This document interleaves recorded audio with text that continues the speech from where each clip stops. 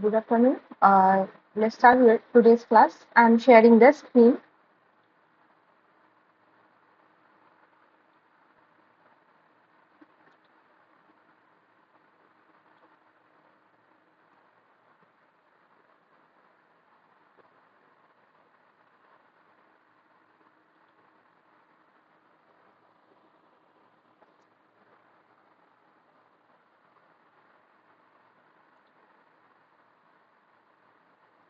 I hope my screen is visible.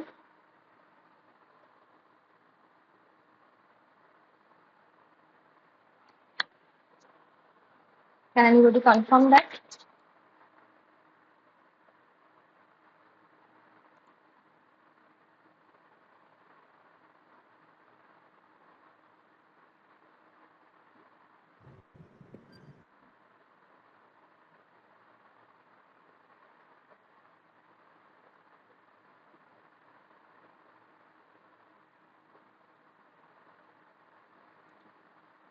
Okay, so let's start with the class.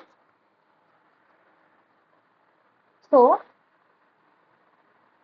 in this week, Sir has taught about the tumor cells, the cancer cells, and how nanotechnology helps in cancer diagnostics, cancer therapy. And then comes the little part of tissue engineering, artificial cells, and 3D printed cells, right? So I'll be covering a little bit of everything, and we'll do some assignment and question answer session. Okay. So first question is that like what is tumor? So this is the first topic that has taught. What is tumor?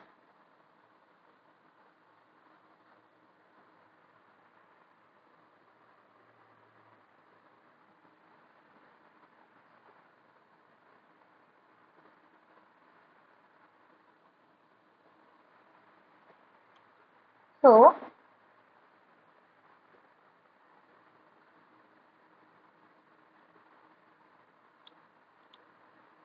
so tumor is an uncontrolled overgrowth and division of abnormal cells which results from damage to a cell's DNA. Okay, so this is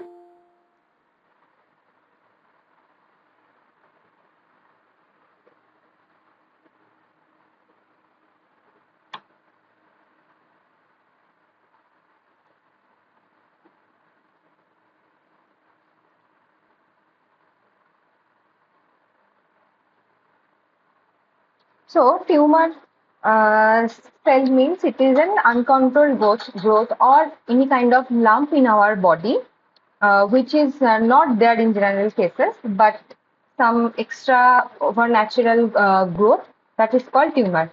Tumor can be benign and malignant both, right?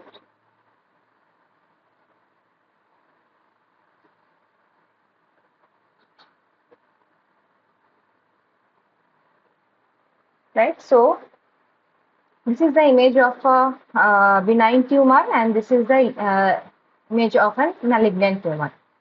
You can see that malignant tumor, in case of malignant tumor, it travels from one place to another place, right? Which is our cancer cell. So, next question obviously comes that then malignant tumor cells are called cancer, basically. So, if you write it,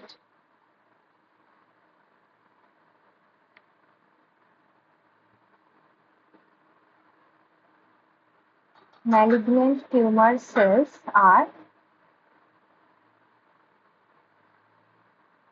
cancer cells, right? So,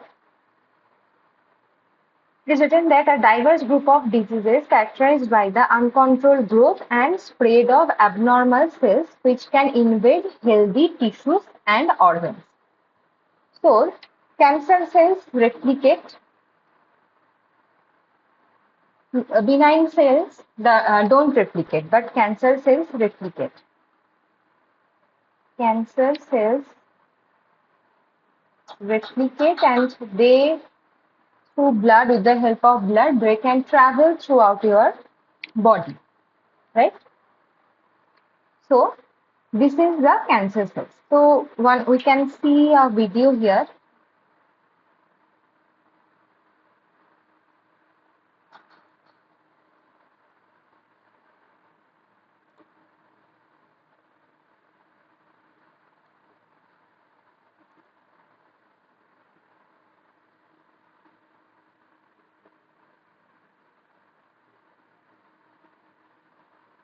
Cancer. So, I think you'll be able to see that.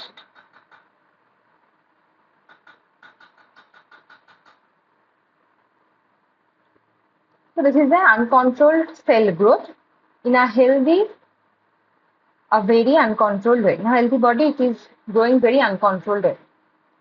So, this is the cell is our basic structure and functional unit of our body, any human body, right? Without cell, we are nothing. So, cell is the primary molecule of our body, and this is our living organism.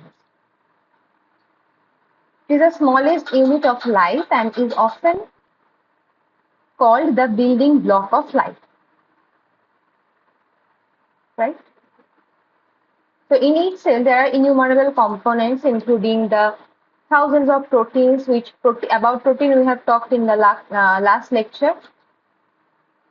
Energy, extracting energy, nutrients, structure, repelling intruders. They are controlling the intruders, transmitting signals, and responding to a particular environment.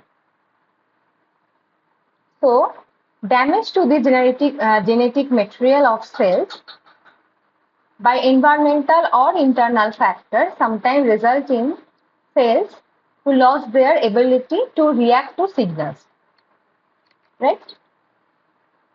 So what happens? Instead of dying, they continue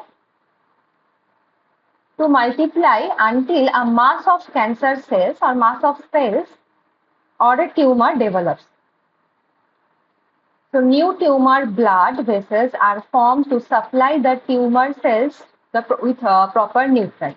A critical phase is reached when the malignant cells penetrate into the circulatory system, right? And this is how these new tumor cells are growing, growing, and they are providing nutrients to the cancer cells. And now these cancer cells start moving through these blood cells only, blood flow only, blood capillaries only. So now you can see that from one part of the body, these cancer cells travel to the another part of the body, and they are damaging the healthy cells in that part of the body, right? So this is how cancer cell works. There is another video I would like to play, because all these videos, please look into these videos carefully because they carry huge information.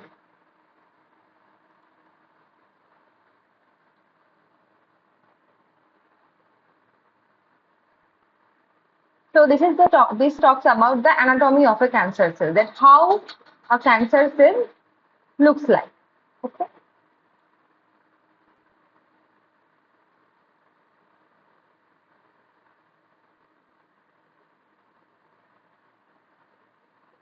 So you can see this. This is the structure or anatomy of a cancer.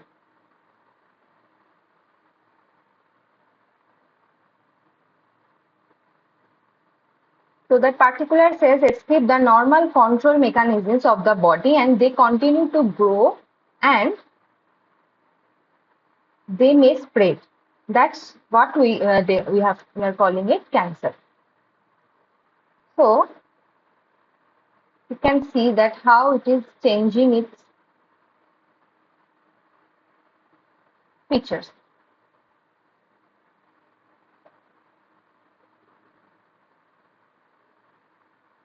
So they will talk about other things of the cancer treatment. You can look into that. So this is the cancer and how dangerous you already know, but still. So now we'll look into the topic of how cancer cell grows. That what happens to the cancer cell? What happens for that cancer cell start growing? Okay. So in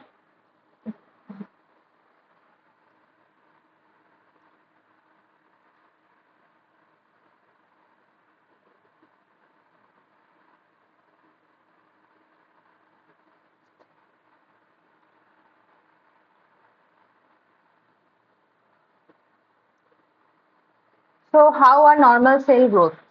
So there are oncogenes, right? There are proto-oncogenes which provides cell growth,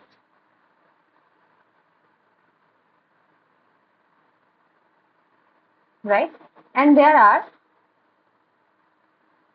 growth restricting tumor suppressing genes. These two control the cell growth, overall cell growth. Control overall cell growth, right? Now we'll see what happens in the case of cancer cell.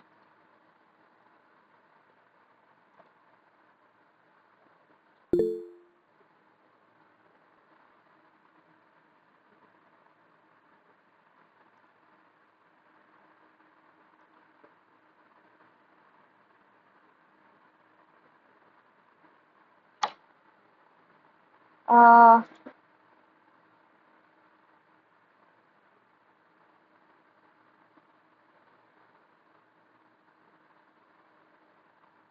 what are you seeing? Can you not see anything?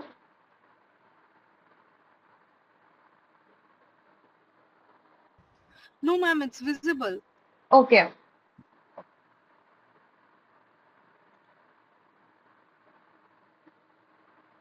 So here they will talk about that how a cancer cell starts growing. So the number of cells in a tissue is determined by the balance between the cell division and cell death. Uncontrollable cell division leads to the formation of abnormal growth, which we are calling here as tumors. Okay, that means the cell division is far more than the cell death. So that is the uncontrollable growth of the tumor cells or cancer cells. Tumors can be benign or malignant. Benign tumors are slow growing and constrained by surrounding connective tissue, so they do not spread to other organs. They can still be harmful or even kill by pressing on nearby nerves, blood vessels, or brain tissue. So examples of benign tumors include pituitary tumors, which may press on optic nerves and cause loss of vision. Cancers are malignant tumors, tumors that can spread beyond the original organ where it comes from and to other organs of the body. That is what I have said in the starting, right? So it can travel through the body. Benign tumors can't do that. Cancer starts from damage in the DNA of a cell. This DNA damage is called mutation. Mutation means that is uh, changing the actual form of the DNA. Mutations happen when the cell duplicates its DNA prior to cell division and makes mistakes. Okay. So before the cell division, when the duplication of the DNA happens, this is called mutation. These damages are usually detected and repaired before the cell can divide, but sometimes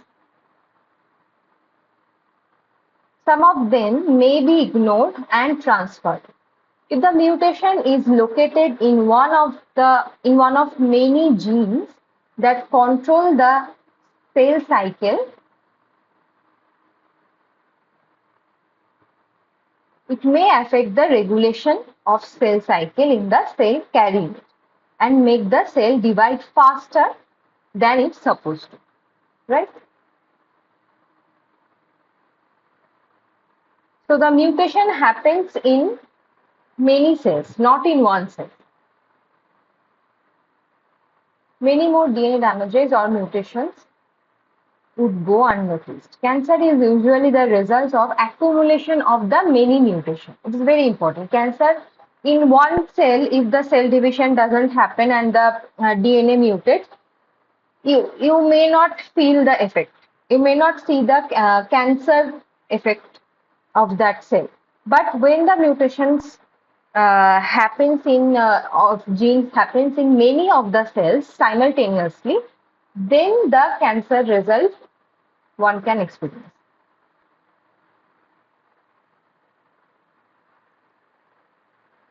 Involved in cell cycle control and DNA repair. This commonly happens over a long period of time, over many rounds of cell divisions, and this explains why cancers are more common in older people, right?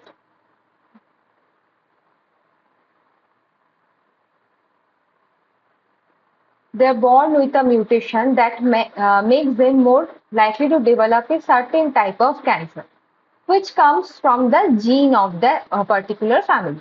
This mutation alone is not enough to cause cancer, but it starts the process of making the cells cancer. So you can see the mutation happens there. So from 1 to 2, 2 to 3,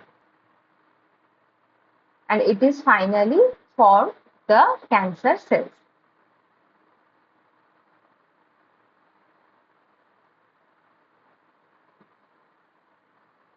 So how a cancer spread? Because now they will talk about the how a cancer spreads. This is a local spread. Yes, this is also they are circulated through blood or lymph circulation. This is systematic spread. Metastasis is the spreading of the cancer to non-adjacent organs. Cancer cells from the original tumor or primary cancer can break out and may be taken up by a blood or a lymph vessel for a ride throughout the body. They can then squeeze out from the vessel into other tissues and start a new tumor growth. Though the cancer cell size is around 10 micrometer, still it can passes through the very small capillaries containing in our body, because cancer cells squeeze through the capillary. So I can show one paper. I have to first search it. That is a very interesting paper.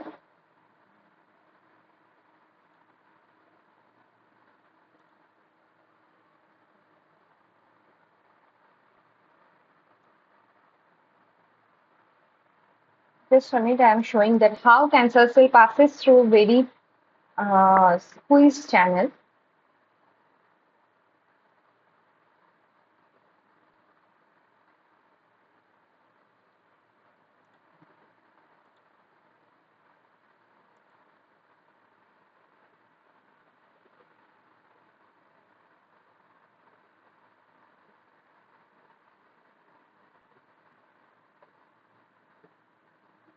Yes. So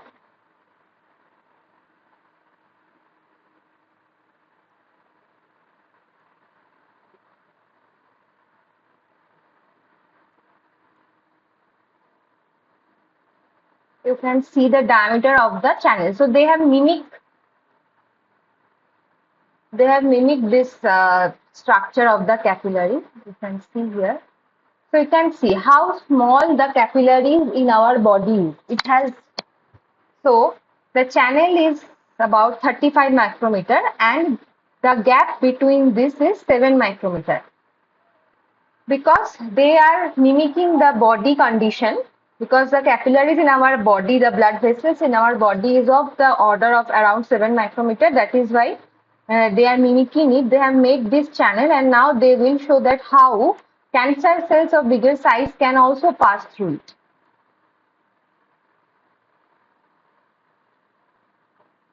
So you can see here,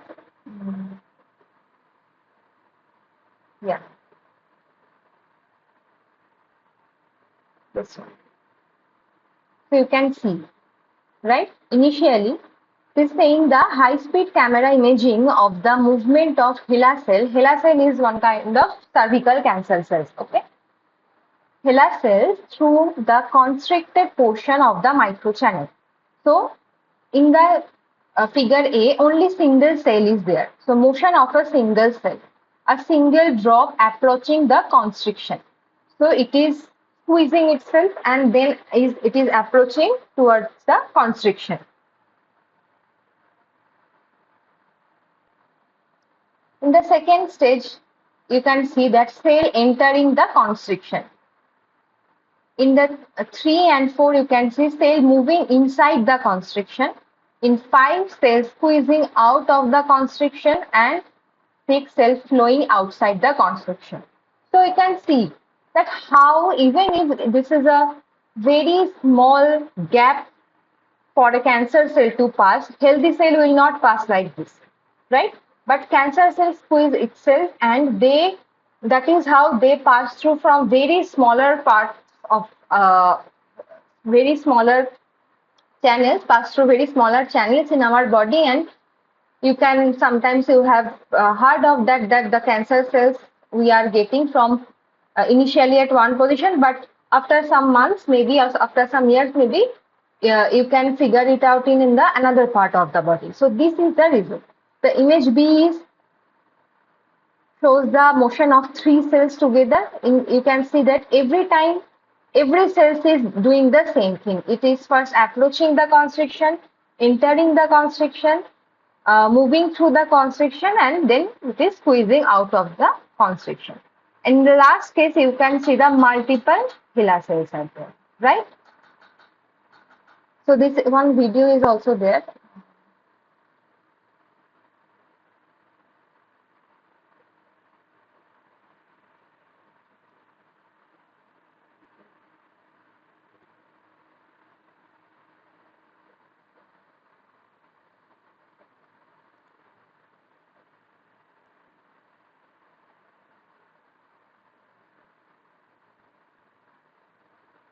Now I'm showing the video. Just a minute. Let me download it.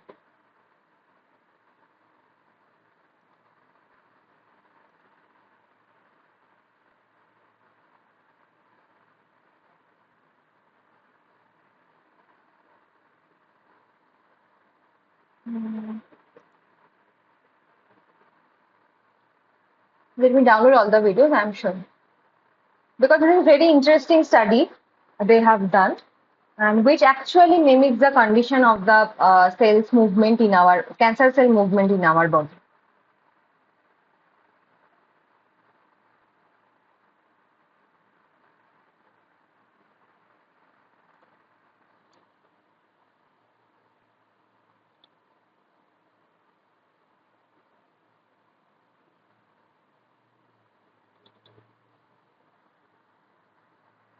So I hope you can see it here.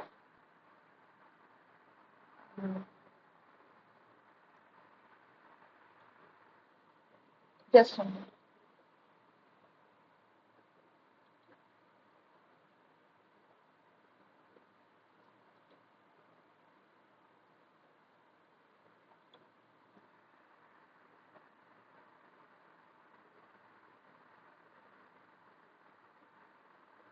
So this is they are showing as the cancer cells.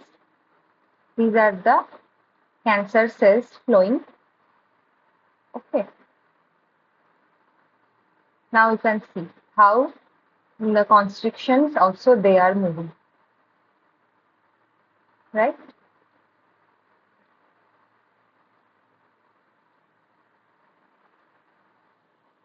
Next, I'm showing.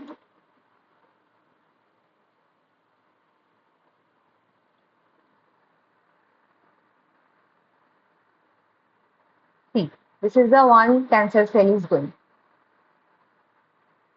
See how easily they are squeezing themselves and moving.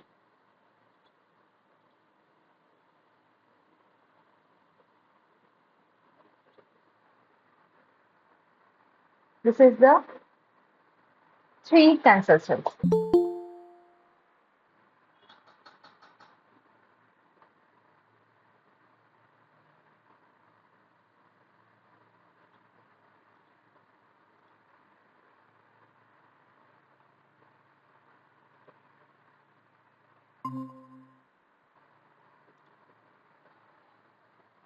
So you can see here, this is the 3 cancer cells. So after passing through the constriction, their shapes are little bit deformed, but they are not dead, right? And the last one is for the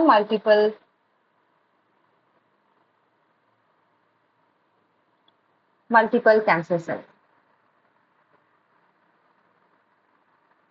You can see every one of them is squeezing themselves, getting little bit deformed, and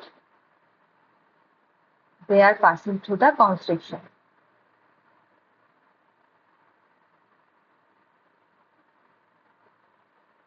So this actually proves that how dangerously cancer cells can move from one place to another place.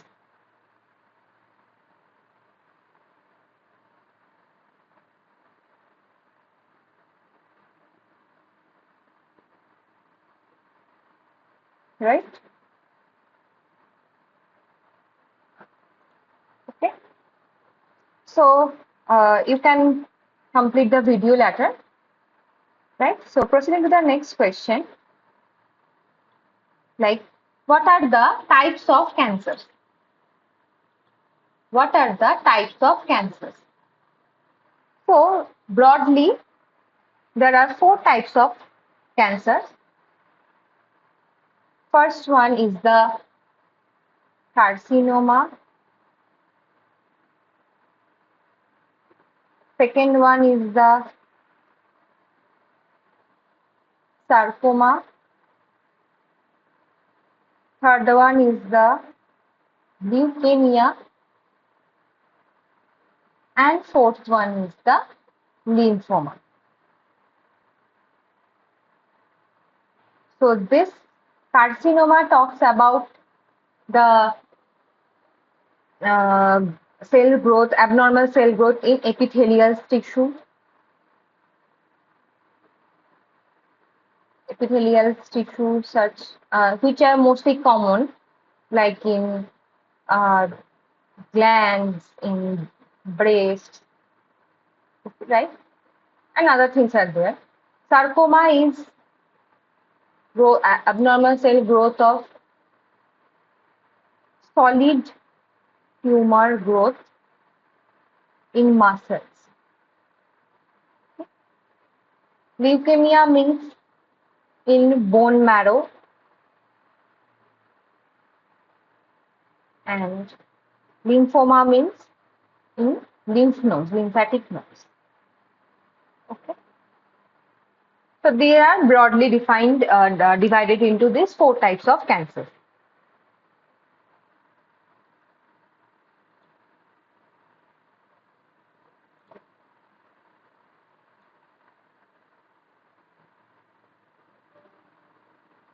So we'll come to this later, or probably I can take this.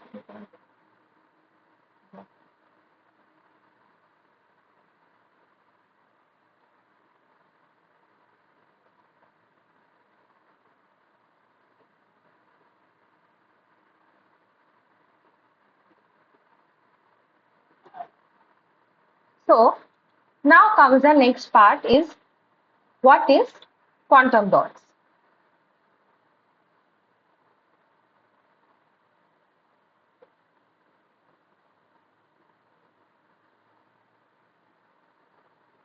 So as you can see from the diagram itself that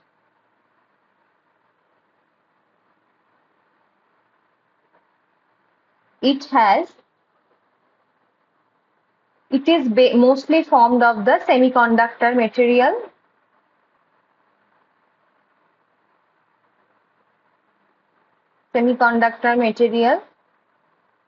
or sometimes carbon are also organic materials are also there. Mostly semiconductor material. You can see the variation and their absorbance or property around this visible range, right? They are nanometer in size. They are very small, like below 2 nanometer, you can say. The diameter of a quantum dot is below 2 nanometer, and they are highly fluorescent,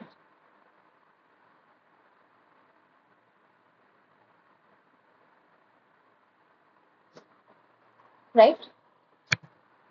So these are the very tiny particles, most generally made of semiconductor or carbon material, and they have highly fluorescent property, right? So how these in the carbon dots are formed? Mostly carbon dots are carbon dots are also one kind of nanomaterial. So nanomaterial is formed basically in physical way, chemical way. Then there are top down and bottom up method also. So similarly, quantum dots are also formed in like this way. So this is the bottom up. This is the bottom up approach, right?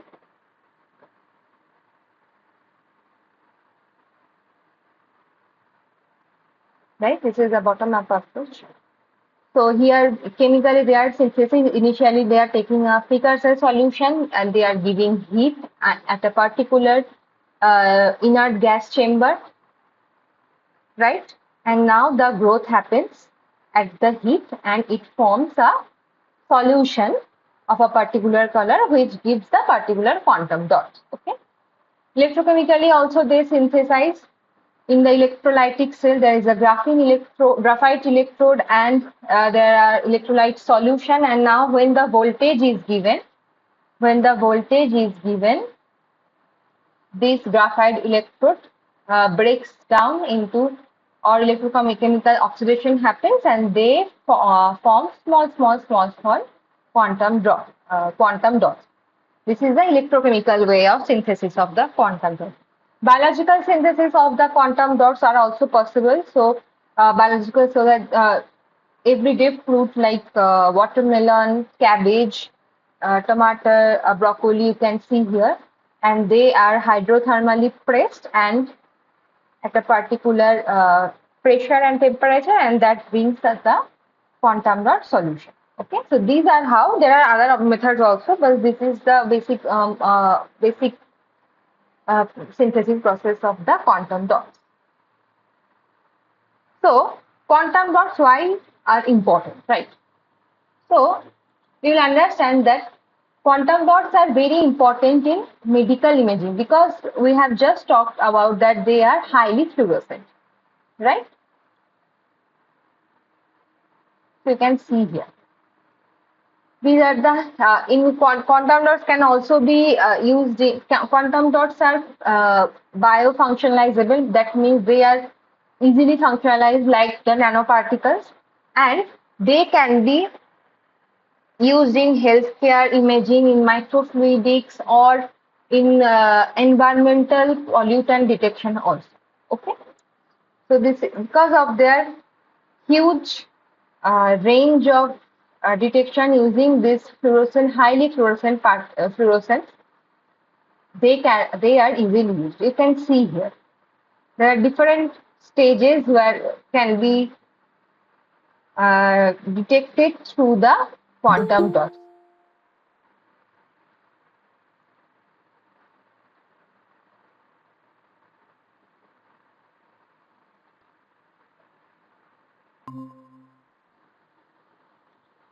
So the bioimaging happens inside this animal, right? You can see this. And inside this cell, the every stages are captured through the quantum dot. This is your apoptosis, this is the necrosis, this is the transaction phase.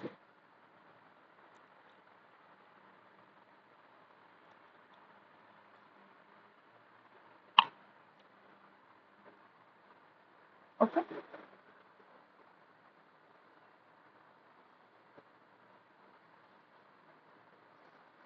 Next is what are the carbon dots. So I have said that this is also one form of quantum dots only, but they are only made of carbon. Here no semiconductor material is there. Okay. So this is the mostly biological synthesis of carbon dots are shown here. So from Mexican plant, Mexican mint extract, and they are microwavely assisted, and they are centrifuged. You can see the centrifuge sample, and with the help of chromatography, these carbon dots are formed. So all these quantum dots, semiconductor quantum dots and carbon dots, all of them are very highly fluorescently tagged automatically. So they are used in imaging or cancer diagnosis. Because if you tag the quantum dots with some of the particular anti-cancer antigen or antibody, so it will pass through your body and attach to the particular cancer cell, and now you can kill that cancer cell with heat, external heat, or with some kind of magnetic field, or that is the next step. But at least you can identify or diagnose the cancer cells in your body through with the help of this quantum dot. As these quantum dots are very, very smaller in size, very, very tiny nanoparticle, almost less than 2 nanometer. So they are easily movable inside your body. And also they are biocompatible, right? So that is why the use of carbon dots is being done today. So one example, I can show that this is not a quantum dot, but this is a nanoparticle. So you can just imagine it through the quantum dot case also. So here what they have done, they have detected the cervical cancer. So what initially the nanoparticle they have taken, and they have linked it with they have taken a linker, that is the DTSP linker. So what will this linker do? This linker attaches the anti-cervical cancer antibody around the nanoparticle, right? So you can see these are the antibodies. So they are easily attached around the nanoparticle. If you can think of any quantum dot also, this will also work in the almost same way. So antibody is attached to the nanoparticle with the DTSP linker, and now when they are flown, now when urine solution or urine sample is given, or these nanoparticles, antibody coated nanoparticles are given into these urine solutions. So in the urine solution, you can find the antigens of the cervical cancers. They are basically the proteins. So this particular antibody coated gold nanoparticle will attach along with this particular protein or particular cervical cancer antigen. And now you can see the color change in the solution, or you can see some other response also, and you can characterize it through Raman or through UV visible spectroscopy. That is different, but I am saying that this is how quantum dots or your nanoparticle works for the diagnosis of the cancer. Okay. Okay.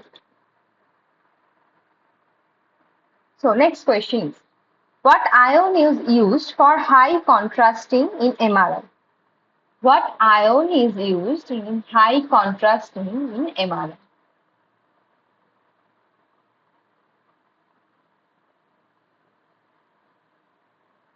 So MRI is the magnetic resonance imaging, right?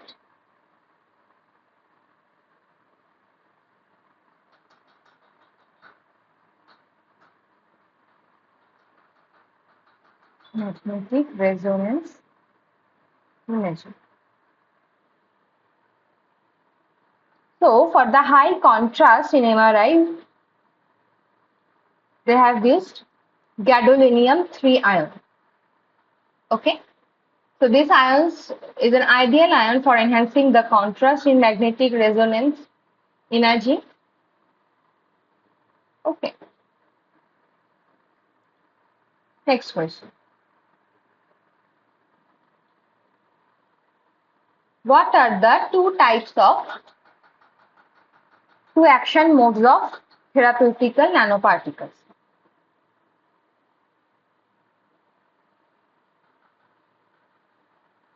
What are the two action modes of therapeutical nanoparticles?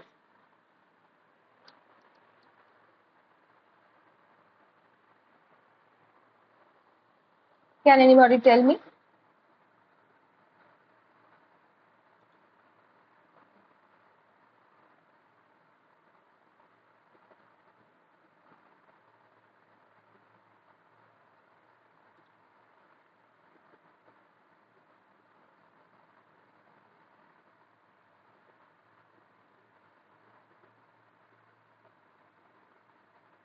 What are the two action modes of for therapeutical nanoparticles?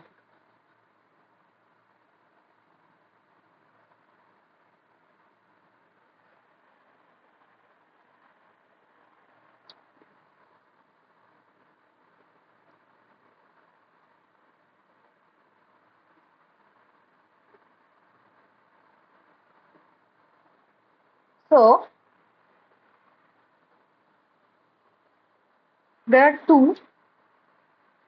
One is the passive targeting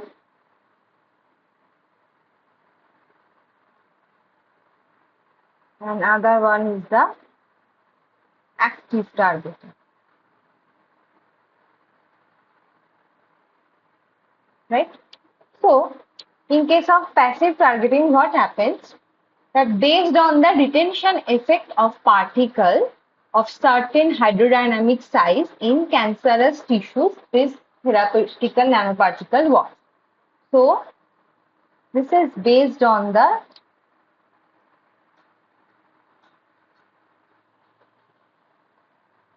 retention effect of particle, right? And this is dependent on the functionalization of the specific target. Functionalization of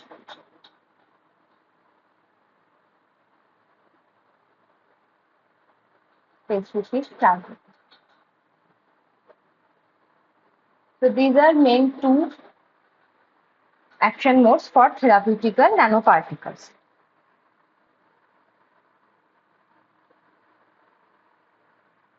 What is capable of pumping anti-cancer drugs?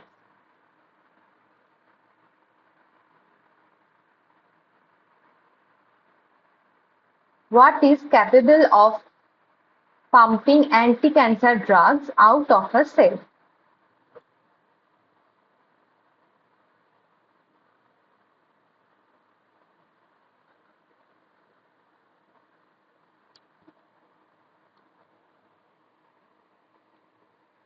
What is capable, like what molecule is capable of pumping anti-cancer drugs? That suppose you are sending anti-cancer drugs to your particular cancerous cells, but a particular molecule is there already present in the cancer cell which is pumping out or which is throwing out of this anti-cancer drug out of that cell. Then there is of no use, right? So what is that particular molecule called?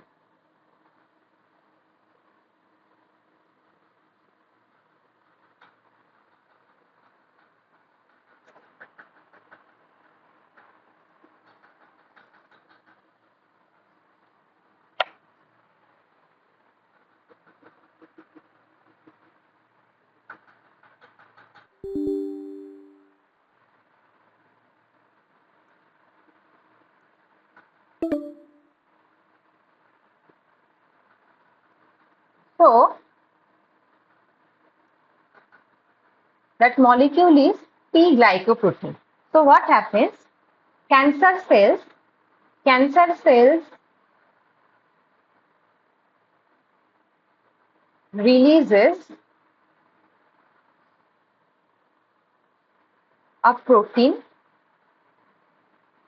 that is called the P-glycoprotein, which helps in pumping out of the anti-cancer drug. So now the research is going on to avoid the P-glycoprotein pump, right? So now the research is going on to do that.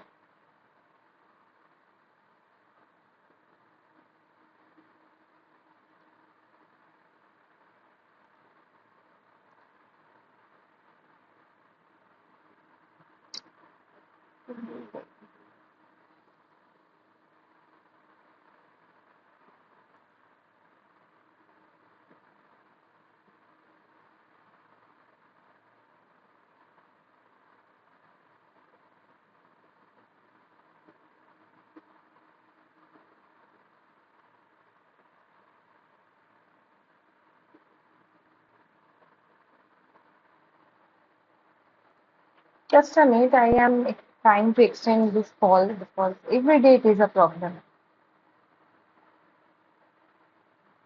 Or I will do it later. So I have to create a new chat because otherwise it will end.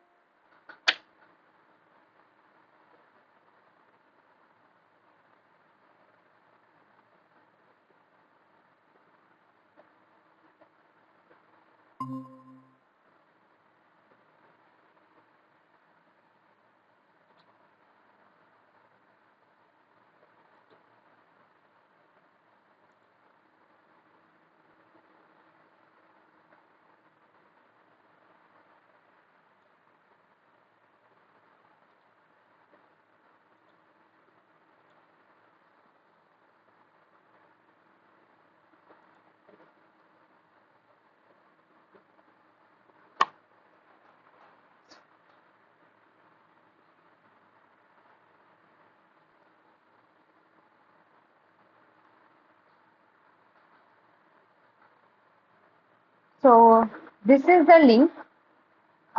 You can join. There is a link in the chat. I think you can see the link in your chat.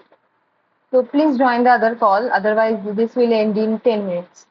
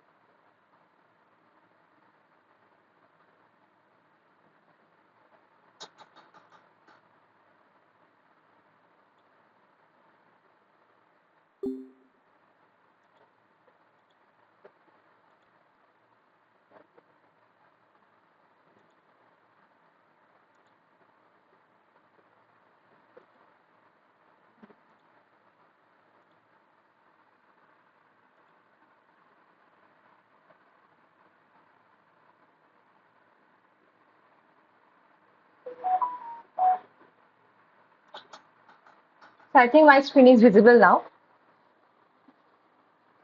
Or am I also audible? Please, can you confirm? Yes, ma'am. Okay. So we'll do some question answer now, then we'll come back to the theory portion again. Let's solve today's assignment, this week's assignment. Then we'll do old assignment. So, cancer cell, in this week we have 10 questions as usual. So, first question is, a cancer cell is characterized by mortal, non-replicating, fail to differentiate into specialized cell, immortal, continuously replicating, differentiate into specialized cell, mortal, non-replicating, or immortal, continuously replicating, failed to differentiate into specialized cell. Which one is true?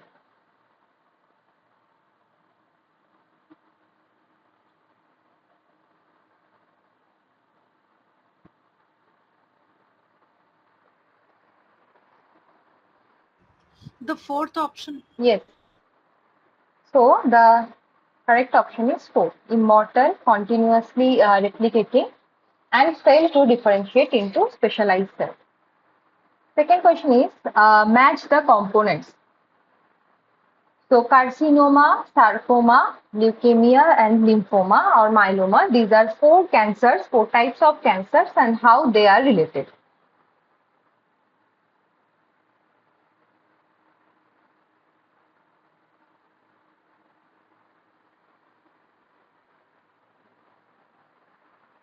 So, if you think that carcinoma, we have just studied that carcinoma is related to the arising from epithelial tissue, right? So, P is related to 4. Then comes the sarcoma. Sarcoma is the solid tumor of bone, cartilage, and muscles, right? Leukemia is always related to disease in the bone marrow, and lymphoma is disease of lymph node and spleen, right? So what is this? P4, Q3, R1, and S2. So this is also option 4. Okay. Next is specific targeting of cancer cells by functionalized nanoparticles is known as what? So this question we have just done it, that what are passive targeting and active targeting. So if you can remember this, that specific targeting of cancer cells by functionalized nanoparticle is known as what?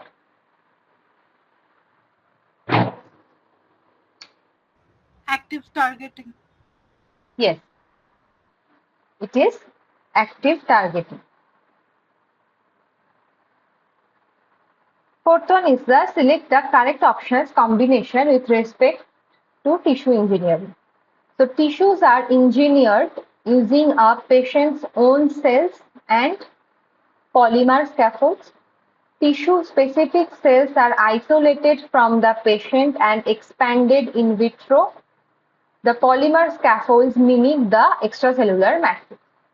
So, which one is true?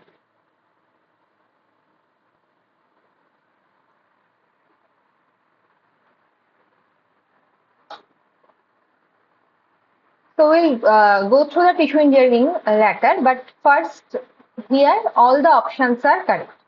So, this is the fourth option.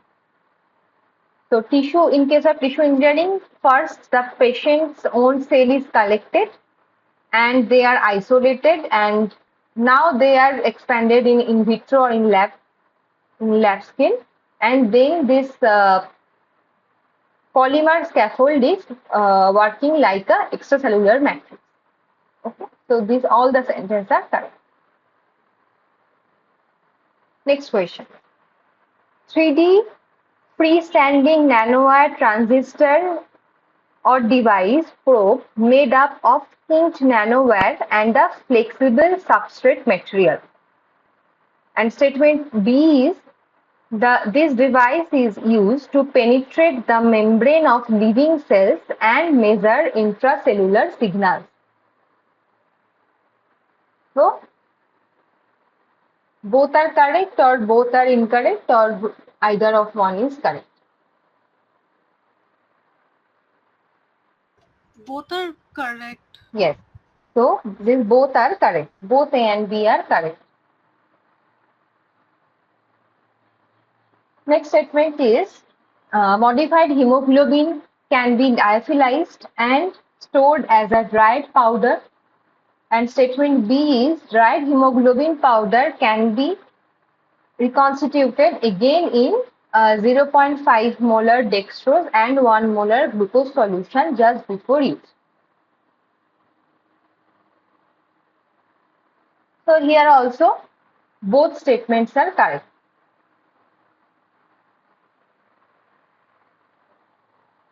Next, drawback associated with standard drop method. Drawback associated with standard drop method used for preparation of artificial cells?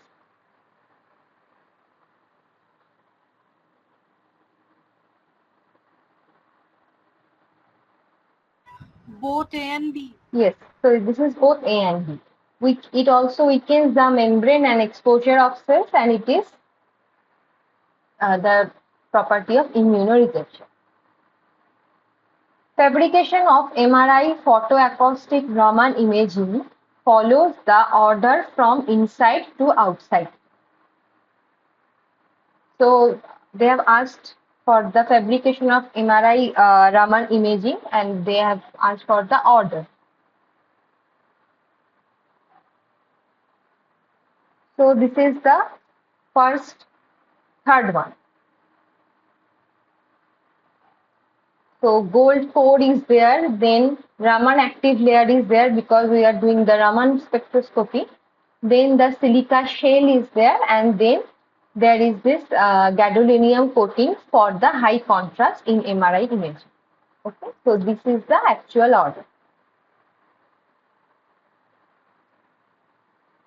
Next is decellularization of spinach leaves was done by what? Decellularization of spinach leaves was done using acid, alkaline, detergent, or alcohol. Detergent. Yes, it is detergent. Last question is, hollow tubes and tracheas are the most complex organs in achieving vascularization and innervation. 2D organs have already been fabricated and tested will likely be one of the first types of bioprinted tissues to be transplanted in patients. So here also both statements are correct. Okay. So this week assignment is easy to do. You can do it yourself also.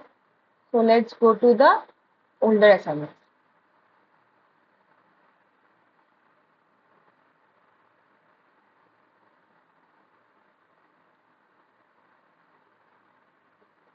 Consider the following: genetic mutations, environmental factors, exposure to chemicals, exposure to sunlight. Which among the above factors can lead to development of cancer?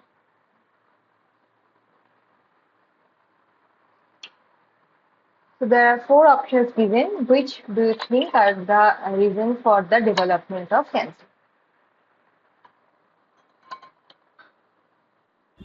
The third option, 1, 2, 3, and Ha. 4. This is the because all are reasons. All can be the reason for cancer development.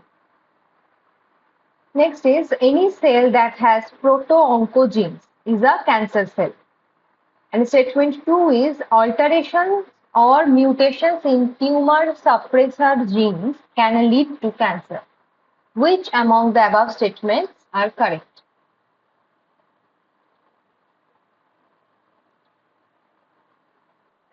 Both 1 and 2 are correct. No, because any cell that has proto-oncogenes is not a cancer cell. What I think. I can confirm it later also.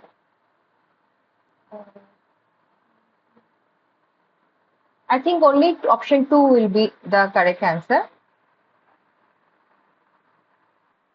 Okay.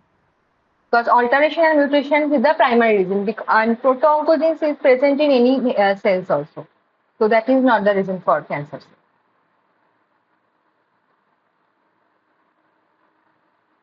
So increasing the efficient localization of drug-loaded nanoparticles inside tumor environment because of enhanced retention and permeability. Increasing the efficient localization of drug-loaded nanoparticles inside tumor environment because of enhanced retention and permeability is called as active or passive targeting.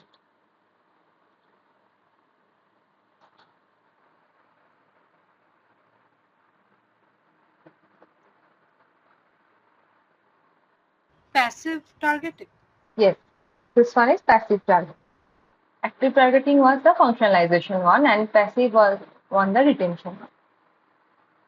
By stealth technology, we can add a polymer such as polyethylene glycol around the nanoparticles and protect it from the host system. Like which system? Digestive system. Hmm, let me find it.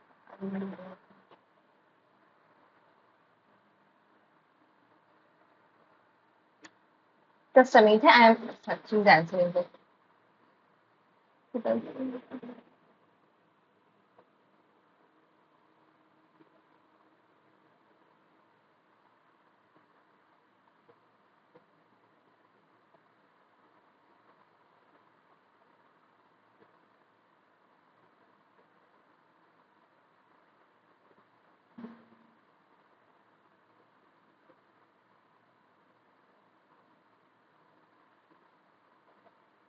So why do you think it is a digestive system?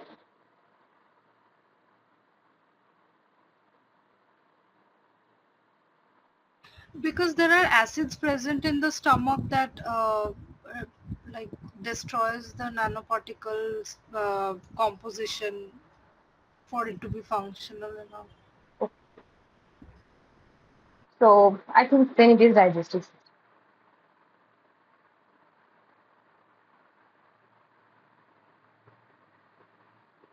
Also, it can be from the immune system also, right? Because hmm,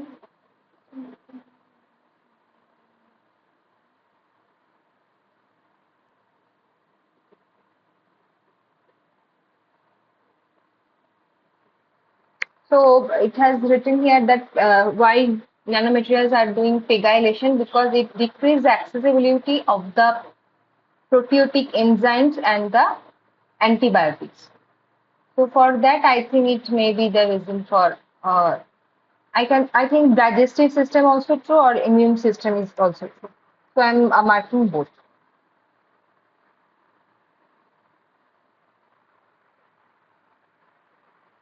Next question is the capsosome is a polymeric capsule containing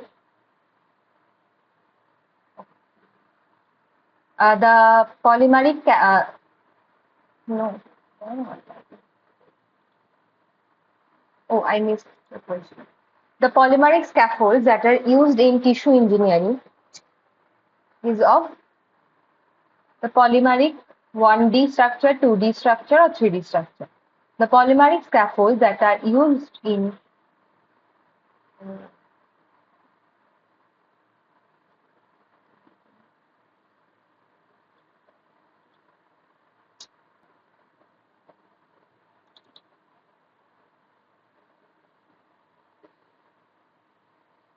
so it will take 5 minutes to reopen the document. So if you have any doubt regarding the classes or regarding the session, you can ask me in between. I'm facing some problem here, so that is why I'm doing it.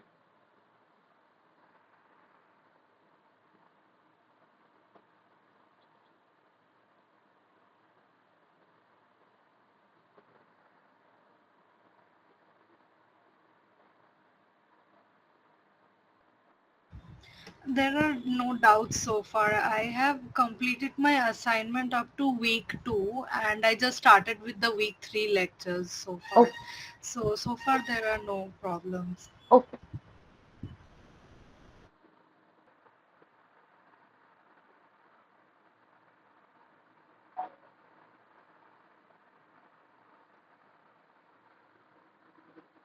So till then, you can say something like, "Where are you from?" I'm from Kolkata. Okay, okay. So okay, I am also from Kolkata, basically. Okay, so what Yeah, are you studying? I just finished my master's in chemistry Oh, and I am I want to go into nanotechnology field for PhD. Okay. So I'm just taking this NPTEL course and the certification exam Okay. so that I increase my chances regarding all of this. Yes, yes. So you And want to do PhD from India or abroad? I am targeting abroad. I Hmm. am actually in the process of emailing professors and Okay. everyone if there is any vacancy and everything. Hmm. No luck with that, so Ah, it's a yes. bit. So it will try, it will get through. But yeah, this is a difficult Yeah, time process. it's a lengthy Yes, yes. process. It is. Hopefully. I don't know why I'm not able to fix Uh, it. I the don't know. assignment Hmm. that we were discussing, like four questions of, that is currently not live on the. Is it like a practice assignment situation? Yes, this was not like this year's. This is previous year's question. Right. So previous year assignment, they have asked us to just go through or teach. So that is why this is this will not Okay. be live for you because it is an older version. I think 2024, 2023 times.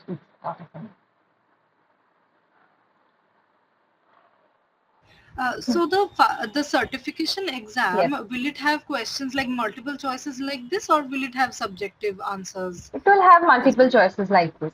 I have not given this exam actually, so I don't can't say it properly. But MCQ will be definitely there, or maybe some short quiz, not the broader one.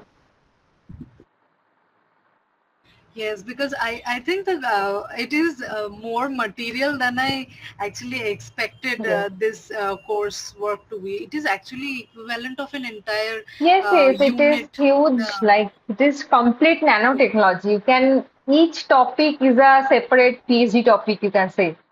So there is lot more to explore in each and every topic.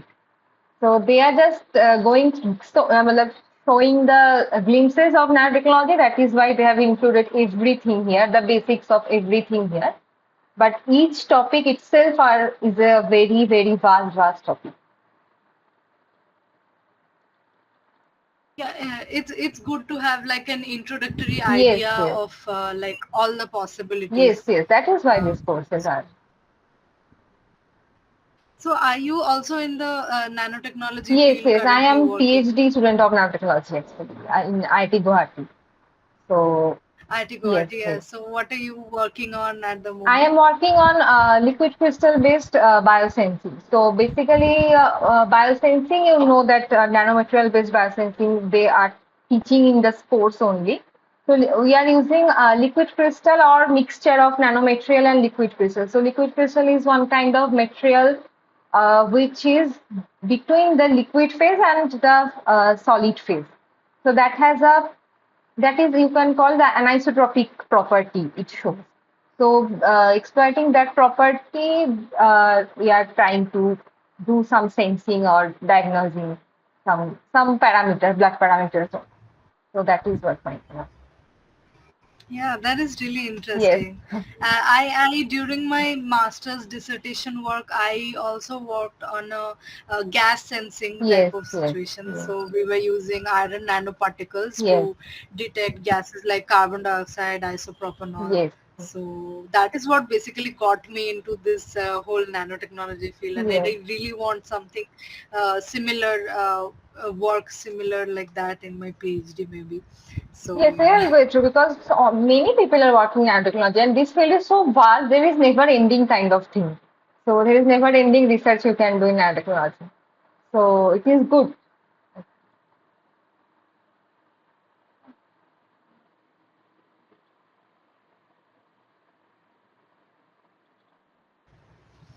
So you've been a PhD scholar for like which I'm year? third Where year, where in you third year I am now. Like in July I have joined third. right? Okay, Yeah. okay. One of my friend of a friend was in IIT Guwahati doing MSc Okay. like a year ago. She finished her. Oh, Her name is Barlina. acha. Okay. I'm not sure. Like I, yeah, she must have. Yep. Uh-huh. This is a very common place people very, very, you can see, like every friend you can find, this is the world is very small, na, so you can find every people around you. Yeah. Computer.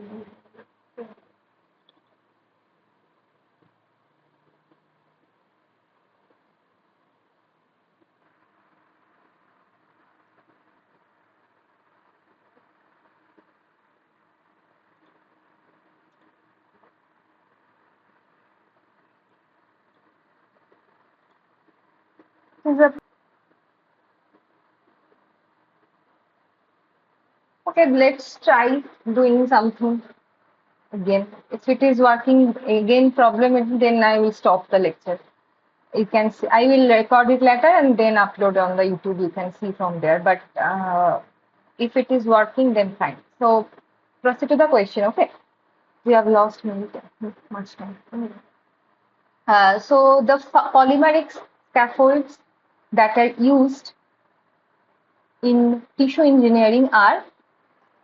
So what is the shape of the polymeric scaffold?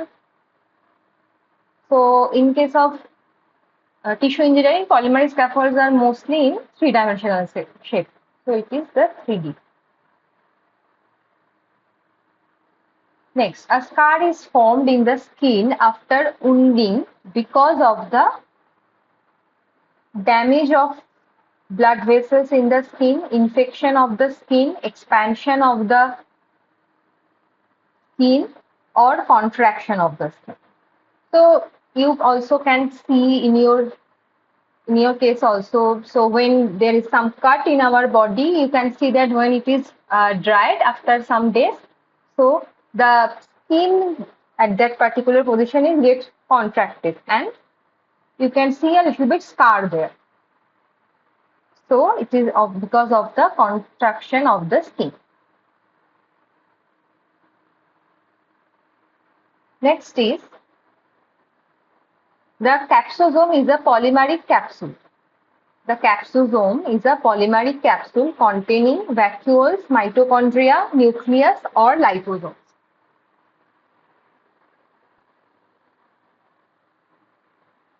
Liposomes. Yes, it is liposomes.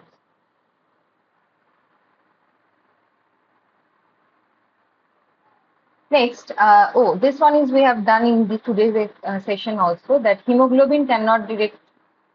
No, this is a different thing. Sorry. Hemoglobin cannot be directly injected into the body, or reason two is hemoglobin breaks into dimers and travels through capillary pores, creating holes. Which one is true?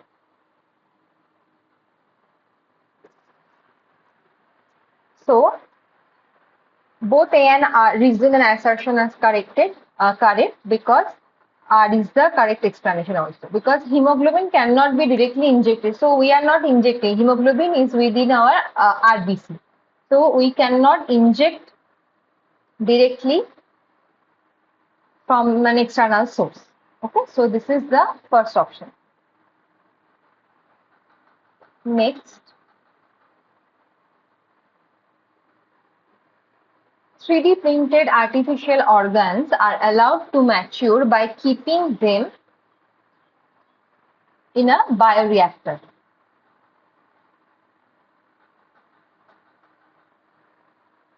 Next is the drop on demand bioprinters refers to this is one type of inkjet bioprinter.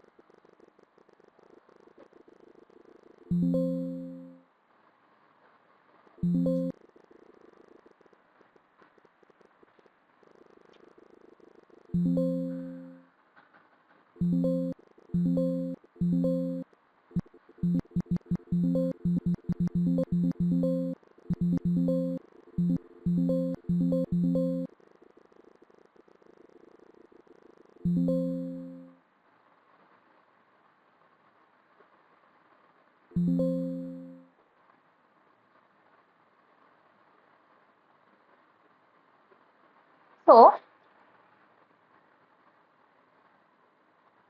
Again, the first question is negatively charged particles bind to the positively charged cell membrane through electrostatic interactions.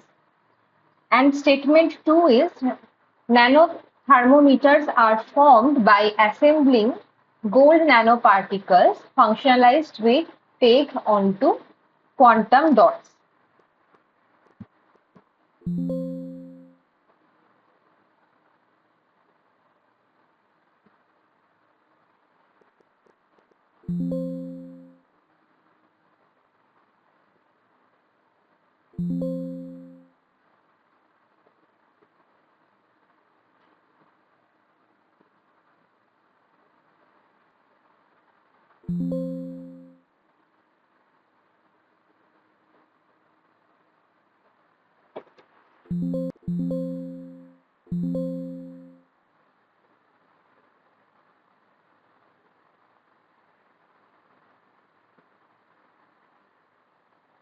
So it is negatively charged particles bind to the positively charged cell membrane.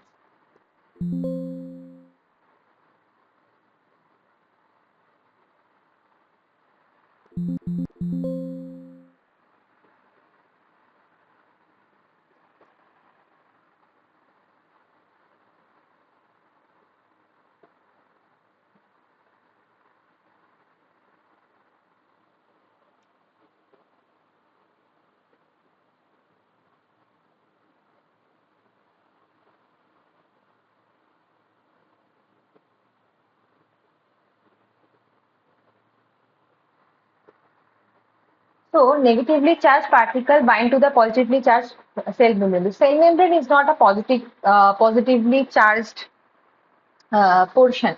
It is also negatively charged. So the first statement is wrong. So only the second statement will be correct. So it is only statement 2 is correct. Next is, we have done. So this is, I think, P4, Q3, R1 and S2. Yes. Next one is the pegylation of nanomaterial is done to increase the size, to reduce kidney filtration, decrease the solubility, increase the solubility, decrease accessibility for proteolytic enzymes, or increase accessibility for proteolytic enzymes. So it is first one option is also correct, like increase the size to reduce kidney filtration. Second is increasing the solubility because polyethylene glycol is a hydrophilic substance. Then the decreased accessibility for proteolytic enzymes. This is 1, 3 and 4.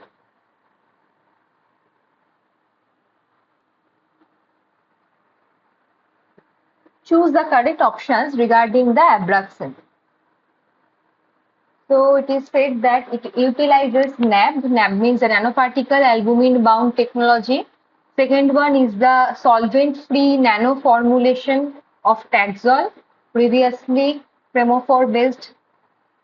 And third one is the previously atorvastatin based. Fourth one was the Abraxane received FDA approval for metastatic breast cancer, or fifth one is approval for metastatic hepatic cancer.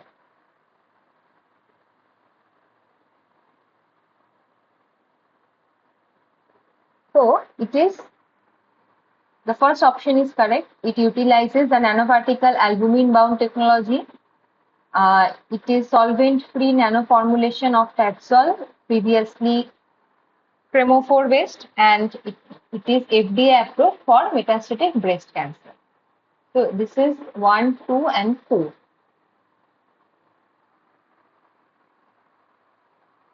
Next, stem cells has the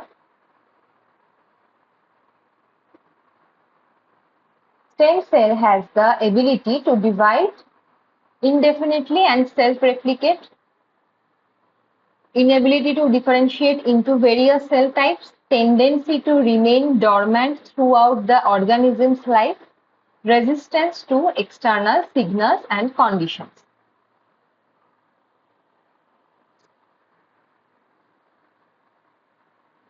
A is the answer. Like the Yes, first option. yes, ability to divide indefinitely. Synthetic biomaterials used utilized in bone tissue engineering consist of what? Synthetic biomaterials utilized in bone tissue engineering consist of, it is also a hydroxyapatite or and collagen. Next, artificial RBC.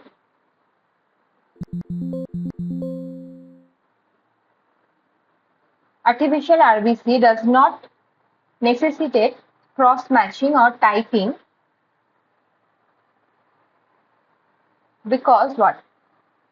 Artificial RBC does not necessitate cross-matching or typing because there is no red blood cell membrane and antigen inside the artificial RBC. Okay.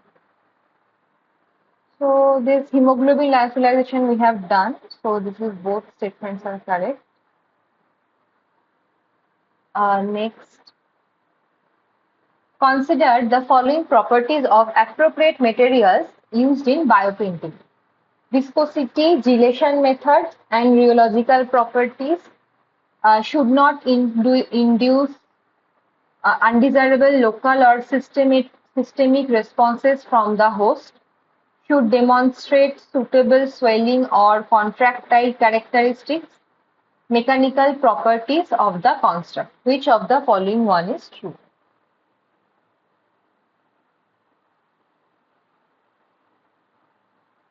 So in case of bioprinting, all these things need to be noted. So viscosity, relation methods, and rheological properties we should know. We should not induce undesirable or local or systemic response, or it should show some kind of swelling and contractile properties, and it should have obviously the mechanical properties. It is the all the A, B, C, and D. Last question is the match of the following table according to the properties of various types of 3D bioprinting. So first one is the inkjet, extrusion, and laser assisted bioprinting methods. So inkjet is a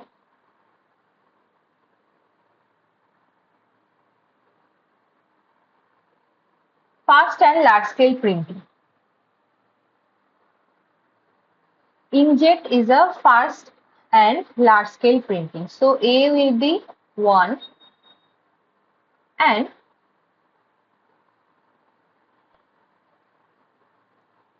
it is low cell density. So in case of inkjet printing, cell density should be low, otherwise it will not be printed on the surface. In case of extrusion, it is the shear thinning hydrogels. Shear spelling is wrong. Shear thinning that means how much shear stress you are pushing, it is becoming more fluid. Its viscosity will be reduced as you give pressure to that fluid. That is called shear thinning. So extrusion is related to shear thinning hydrogels and slow printing speed. What is left? This one is laser assisted. Laser assisted is highly resolution painting and high cell viability. So what happened? This is A1. One is related to B. A1B, B3A, and C2C. So this is third option is correct. Okay. So now we are coming back to the question and answer, like the summary of the session, or the we have skipped some of the portions here, some of the examples here, right? Well, this thing I have done, right? But it's capable of obviously have done. So next is the what is theranostics. So it is the summation of therapy plus diagnostic.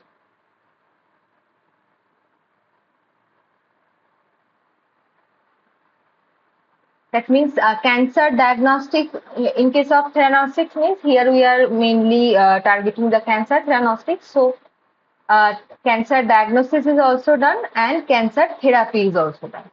So the complete package is called the theranostics. So if we are doing it with some kind of nanomaterials or nano carriers kind of thing, we call it nanotheranostics. So you can go through the video. I am showing one.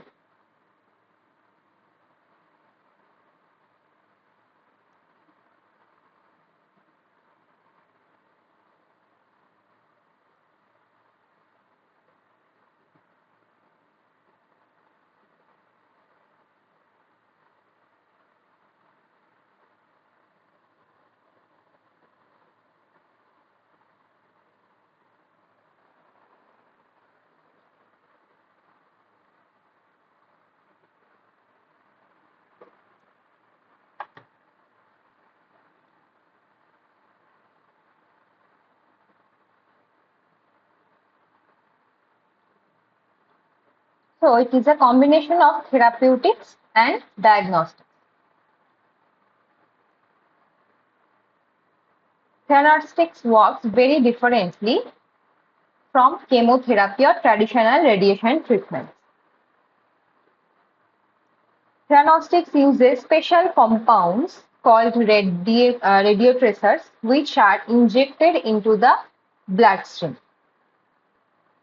Like using GPS, the radio tracers travel through the body to target and bind.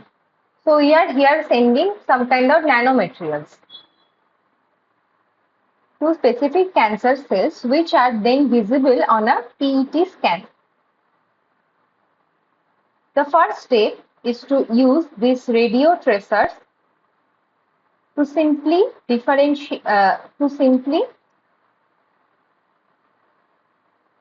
identify the tumor cells in the body and determine if the patient is a good candidate for treatment. The second step is to add a more powerful radioactive component to kill the cancer. By navigating a path which reduces the risk of harming nearby healthy tissues. The radiotracers can deliver targeted radiation to kill the cancer cells with lower side effects than many alternative treatments.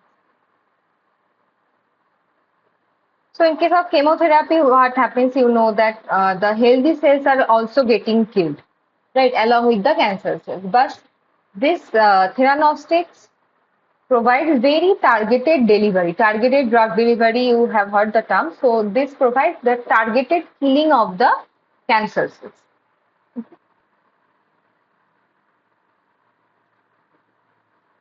Okay. Next is the, so that is what it is. So nanotechnology in drug delivery means based on the different types of nanomaterials, that is nanoparticle, that can be any kind of nanoparticle, gold nanoparticle, silver nanoparticle, iron nanoparticle, any kind of copper nanoparticle, or some kind of different shapes of nanoparticle can be used, the liposomes, and then comes the neosomes, then solid lipid nanoparticles.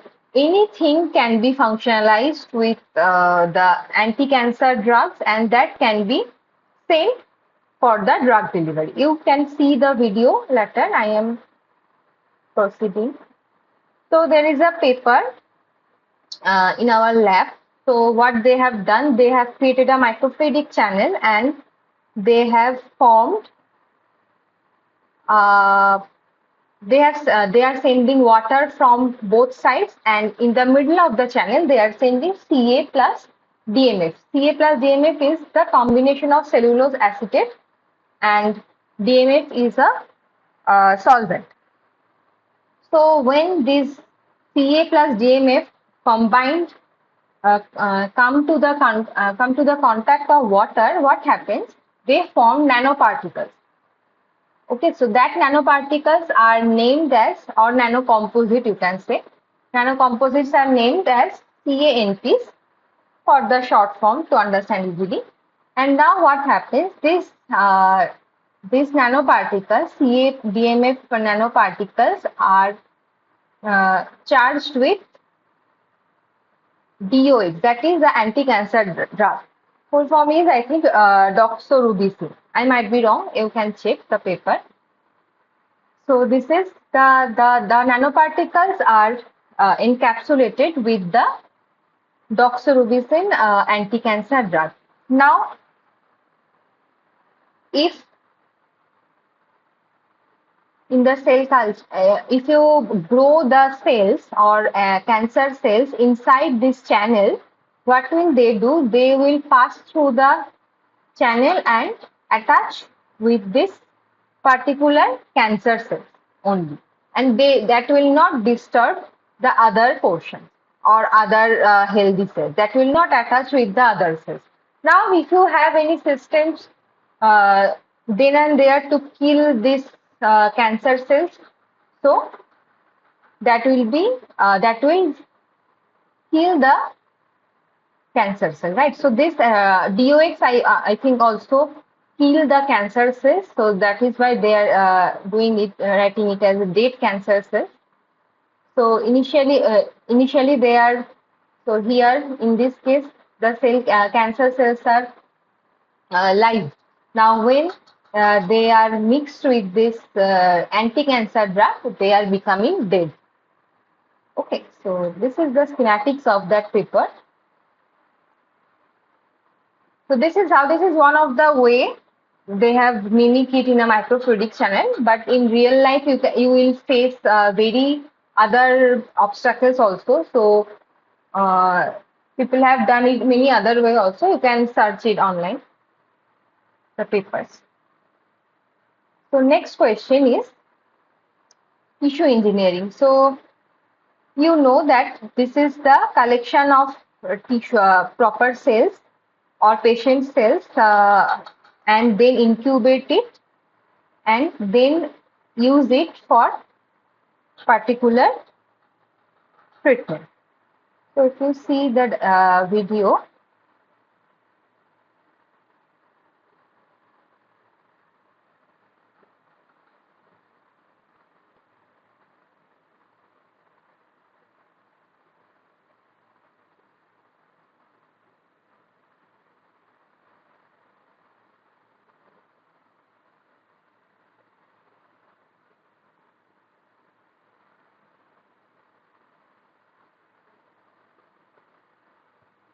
so you can see here that is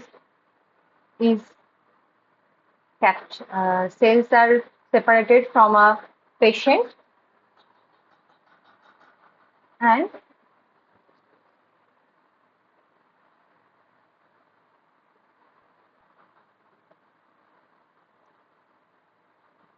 use it in the proper disease. So what are they doing here? Tissue engineering relies on the four important factors. So the right cells to do the job. So cell identification is very important in tissue engineering.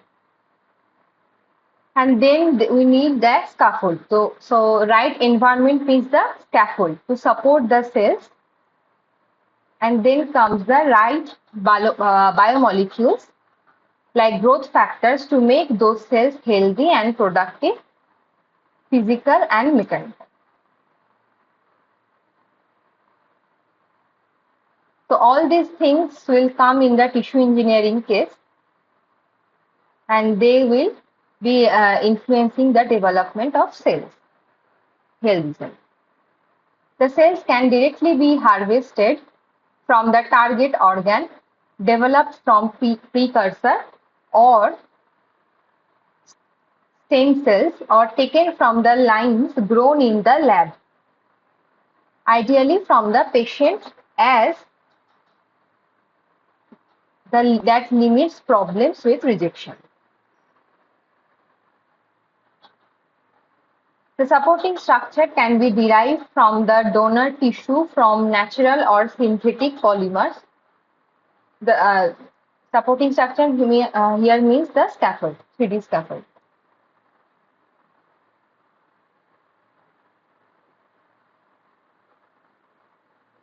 Biomolecules can be added directly or forced from the cells that take up residence on the scaffold. Sometimes the scaffolds dissolve over time, but others remain to provide support.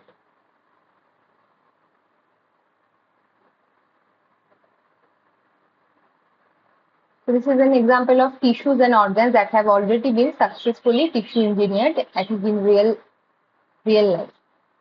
And implanted in humans include bladders, small arteries, skin grafts, and cartilage.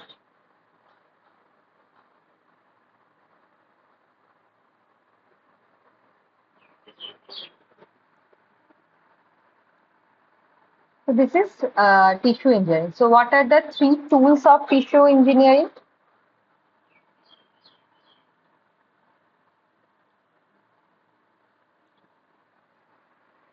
So this is the first one is the cells, collection of cells. Then is the scaffolds for the support, and then the adding of biomolecules for the growth.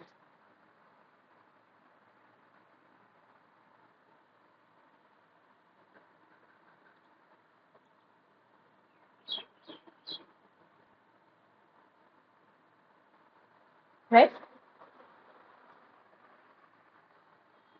Next is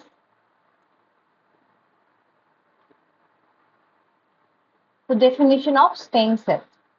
I'm showing one video. You can see other one also in your own.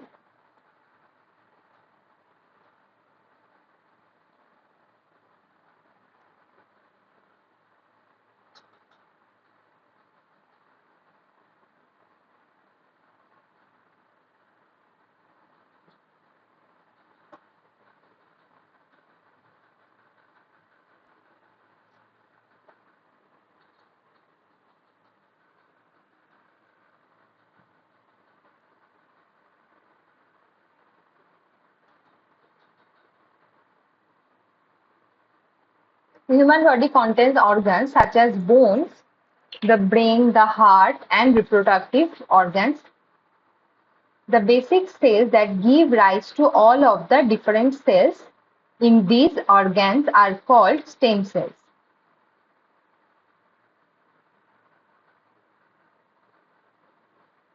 So the basic cells is our stem cells here. So one type of stem cell is an egg cell from a woman that has been fertilized by a sperm from a man, and that the single cell called a zygote is the first cell in a human body or developing human body. It's also called a totipotent stem cell because it can form any type of cell in the body. So zygote is the first cell a baby or a human being has, and from that zygote the uncountable cells are formed in a body, as well as in the umbilical cord and placenta.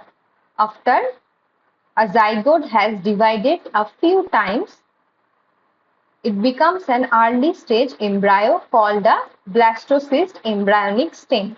So all these are stem cells of different, I think I can say different position or different situation. So stem cells come from the cells inside the blastocyst. Embryonic stem cells are pluripotent. So in the lecture you can see sir has already given 3 types of stem cells, that is totipotent means the embryonic stem cells, pluripotent means the mesenchymal stem cells, and last one is the unipotent. So we'll see. So here you can see the embryonic stem cells are pluripotent. This means they can form any cell in the body. Okay. So totipotent, that is the embryonic stem cell only can form the pluripotent cell, and this pluripotent stem cell now can form the all other cells, but not the cells in the umbilical cord or placenta.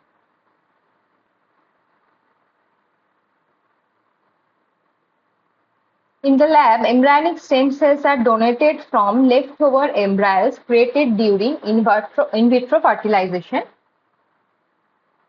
which is a procedure to help that is a different thing. So another type of stem cell is an adult stem cell. Small group of these cells are found in the organs such as skin after the birth and into adulthood. Stem cells are multiple. That doesn't mean that they can only become a few different cell types related to the organ where they are found. For example, the skin contains a small number of adult stem cells that can divide to create new skin adult stem cells, or they can become more specialized skin cells to replace those that are lost due to cell aging or damage.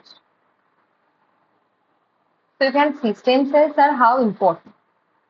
So in the lab, scientists can now induce or cause a regular body cell, such as a skin cell, to change into a pluripotent stem cell.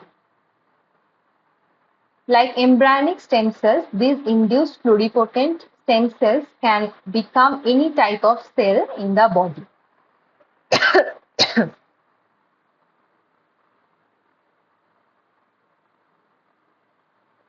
So scientists study stem cells to learn how and why they become many different types of cells in the future.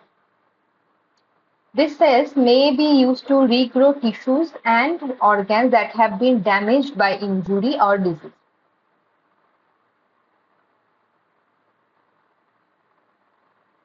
Stem cell therapy is a procedure that uses stem cells to treat a disease or condition. So, what you have understood so far, that stem cells are the basic part of our cells. So, from where our life starts basically. So, also they can heal also, right? So, they can be used for treating or some damage or disease.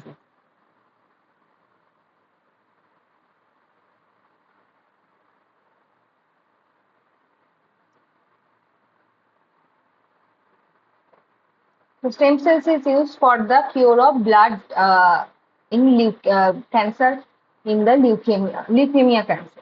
For example, the patient's bone marrow makes many abnormal white blood cells that can't do their job to fight infection. Over time, these abnormal cells crowd out the production of healthy white blood cells in stem cell therapy.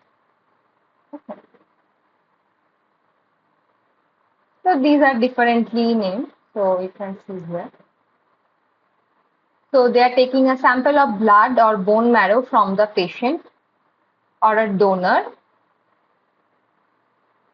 In some cases, donor blood may come from a baby's umbilical cord after it's born.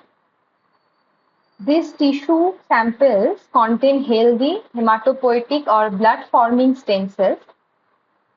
Then doctors will give the patient chemotherapy drugs or use radiation to kill the abnormal white blood cells and their stem cells. Once the abnormal cells are gone, the doctor will transplant the healthy hematopoietic stem cells from the tissue samples into the patient. These healthy stem cells will make new blood cells, including normal white blood cells, which will allow the body to fight off infection.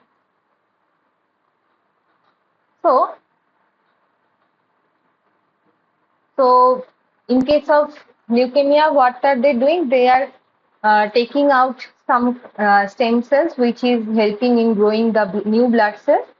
and now they are applying the radiation to kill the extra white abnormal growth of white blood cells. Now when these are gone, and now they are reintroducing this sample stem cells into the body for the new growth of white blood cells. So this is the whole stem cell therapy. You can see the other video later. Next is, what is the diameter of the ECM fiber? So in the case of tissue engineering, we are forming ECM using the scaffolds, right? So the diameter of the scaffold is 50 to 500 nanometers. So here you can see that in one paper, scientists have from fibrine solution after in freezing coil surface, they have formed a 3D cell of the 3D silk fibrine scaffold. So this is the scaffold, and the method is used here is the freezing method. So you can see the images under the FSM microscope. Next is the electrospin. So electrospin is basically the high voltage. We are actually basically the polymer is in solvent. First, we are mixing a polymer in solvent, and now when this polymer is given a high DC voltage, this is at threshold voltage, it is creating a Taylor cone. You can see here from the needle, a Taylor cone is formed, and that will lead to the fiber of polymer fiber. And this is happening a particular high voltage, and this will be varied for different polymers. Okay. So this is the electrospinning machine, and there is a small video of the electrospin, how electrospin is done.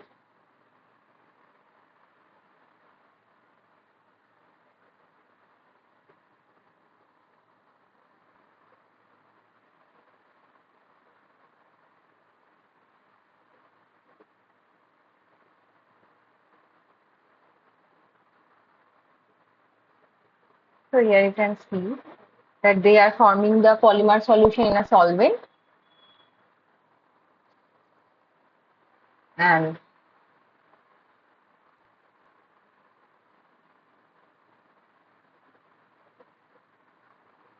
now they are keeping it in a high voltage zone.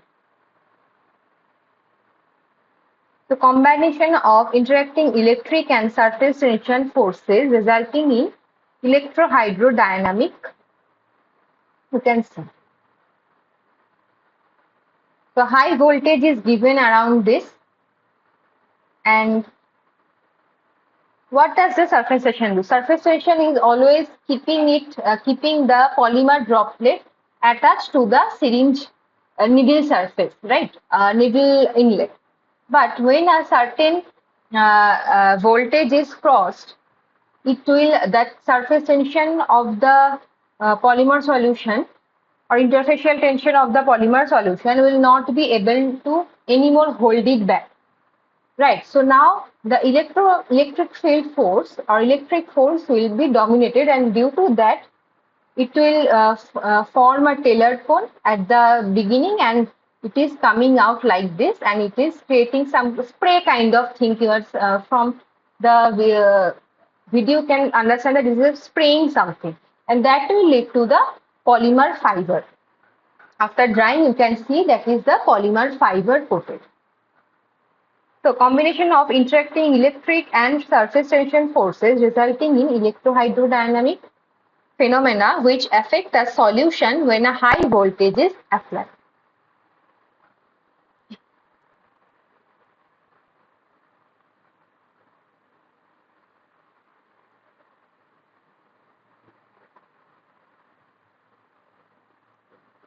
So solution is like the starting material, and it can be anything from plastic to proteins or even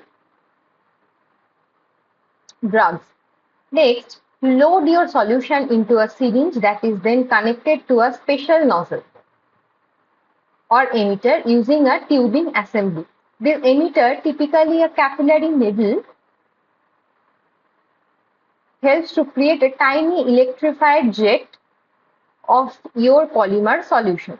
It's like the magic of electrospinning. Now we introduce an electric field.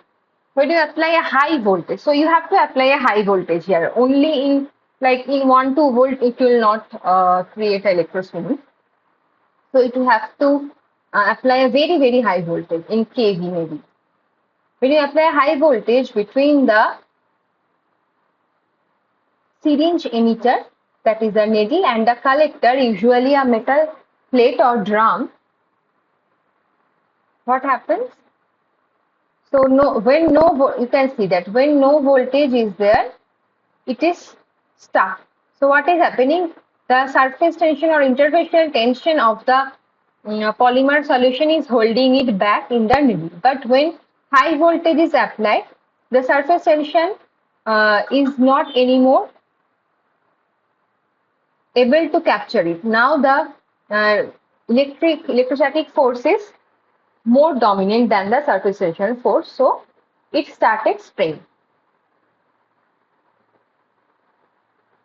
You can see the polymer solution. So what happens? Polymer solution stretches into an ultra fine jet. The electric field causes the polymer jet to stretch and whip around. This whipping bending motion is called bending instability. And it becomes supercharged with energy. It's like creating a spider web but on a nano or micro scale. I think you have understood the operating principle. This process is so amazing. You can see how they are separating now this nanofiber, what it is there on the, what it is stuck on the drum or metal plate. You can see it is coming like a where? It's coming like a paper kind of thing. And now when under the microscope, you can see this kind of beautiful nanofibers. This is a very interesting process.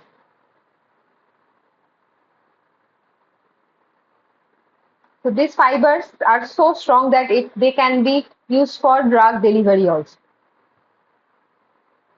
You can see. Here also, this is also one kind of electrospinning. These materials are used in a air filtration. Okay.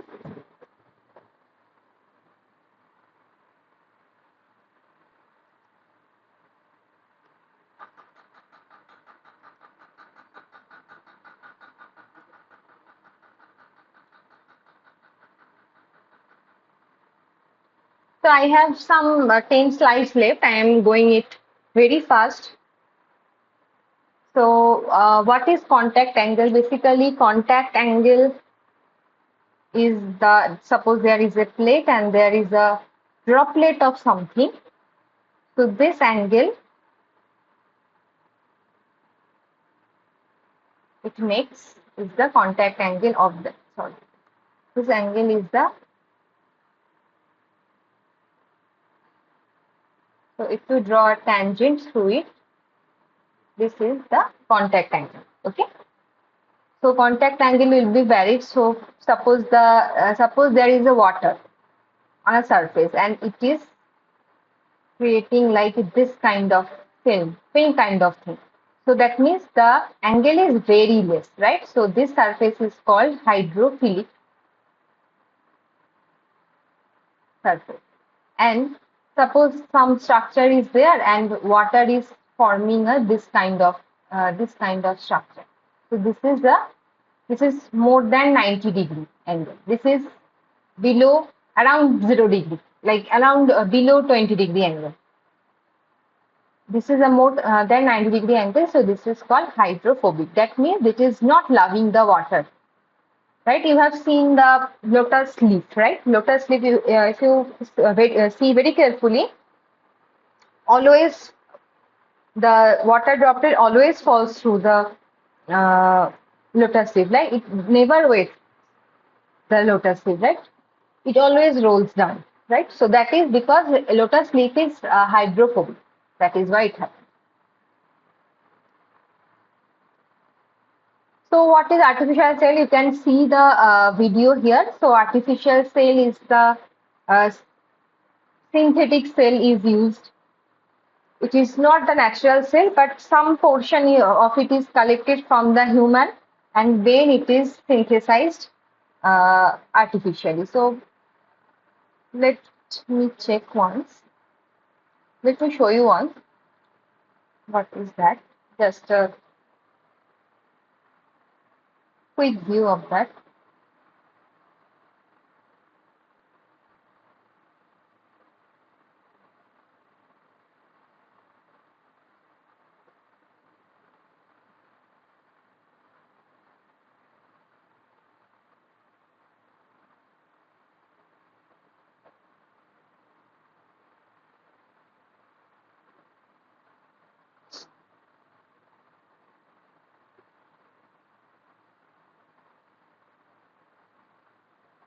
So you can go through the videos because time is over, I think. So I am going fast. You can see the video later. What is capsule? What is capsule?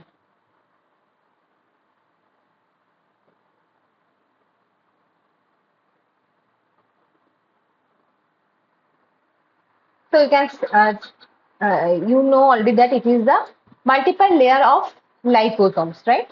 So here you can see initially there is a silica core, and then the precursor layer is there. Then liposomes are attached. Then a separation layer is there, and again the liposomes are attached. And this is how they are formed. Liposomes, multiple liposomes are there, and then there is the capping layer. Then PVP is coated for the for stability. And now when the silica core is removed, this creates a capsule. The multiple layer of liposomes is called capsule. These are also one kind of nano material or polymer capsule which can be used in drug development or cell. Next is the what are the properties modified hemoglobin contains? What are the properties modified hemoglobin contains? So modified hemoglobin has high oxygen carrying capacity. So first one is the high oxygen carrying capacity. Second one is the as these are modified, so they do not contain antigen or protein. And this has longer half-life. And they are mostly non-toxic. Okay. Next is the what is organ printing. So now the research has gone to a position that we are creating organ through a machine using some cells, using original cells.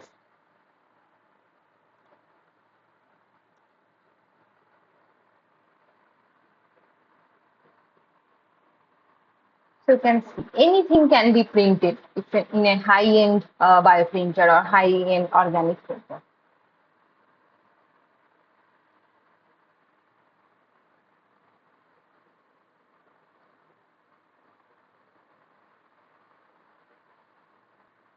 So you can go through the videos. They are talking about the history of origins of the organ printing. Right.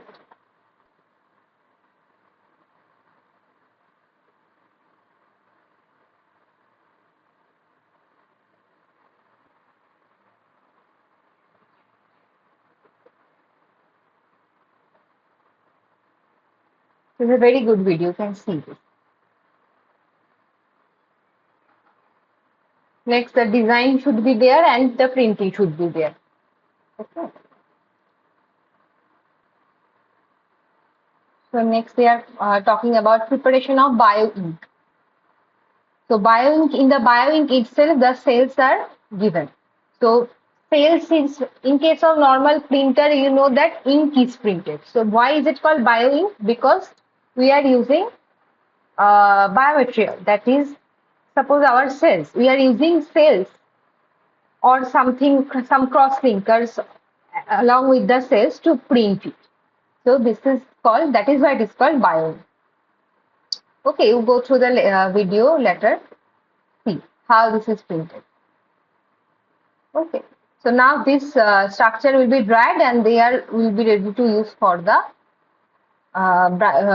analysis.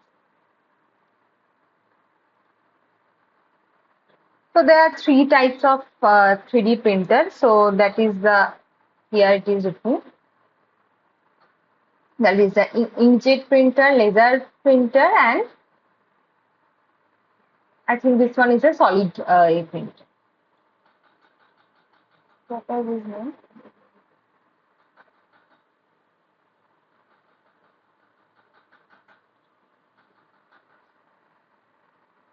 So if you see the videos, you can see on your own also, I am not showing.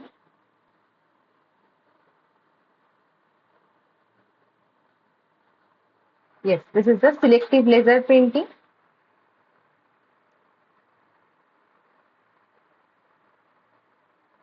This is the SLS, selective laser printing. You can understand the operating principle from the video. Then the thermal inkjet printing.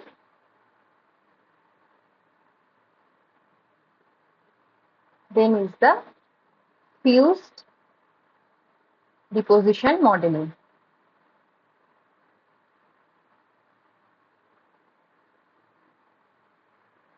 Okay, so these are three methods.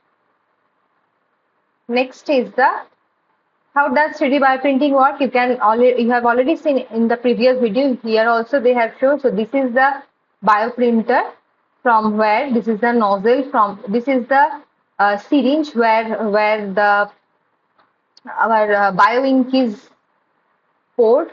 Then it in through the nozzle, this is printed on a surface. Okay, it's a very interesting process. So how the bioink is prepared, you can see in detail. And name of the bioink material. So what should contain the bio material? So bioink should definitely have the collagen, where the cells can survive, right? So it should have the collagen. Then it has the alginate, fibrin, polycaprolactone,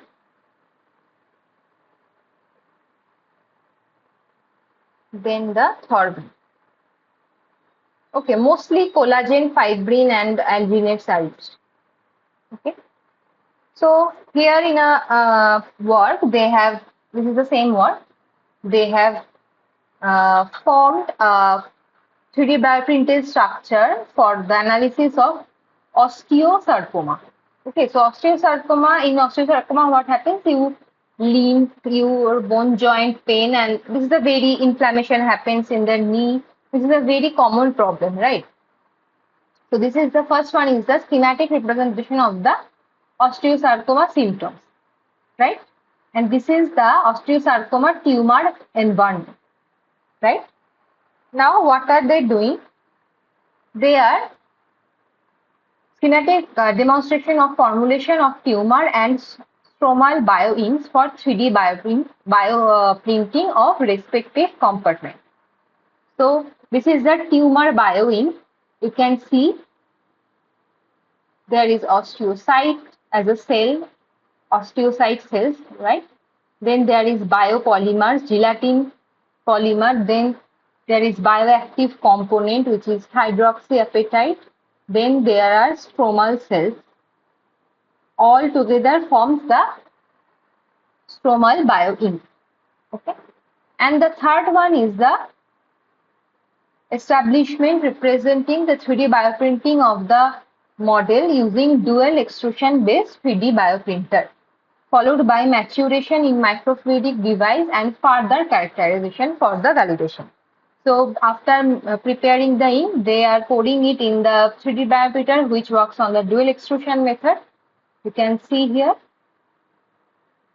and they are culturing it in the microfluidic for further use. That is different. But this is how, if you go through the paper, you can understand that how uh, bioinks are formed, and that can be used for real time actually disease detection or disease cure. So this is for the osteosarcoma. Okay. Next, so this we have done it. So today it is, I think you have understood something from the whole lecture, and if you go through the session all again from the YouTube, because I will be sharing the videos also, and also the PPT. Okay, so if you still have any question, then also you can write to me. Okay, I will try to solve the question. So next week we'll meet again at the same time. And till then, goodbye. Yes. Where will this be uploaded? So there is I think they are sharing with you a Google Drive, right? Or a link for problem solving session. Will it be like in the Yes, yes, NPTEL I am showing website you. along I am with the showing you. uh,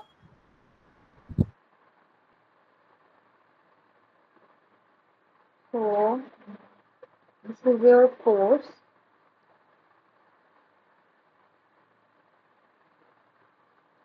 This one. This is the problem solving session. So here, the problem solving session recording. This one you will get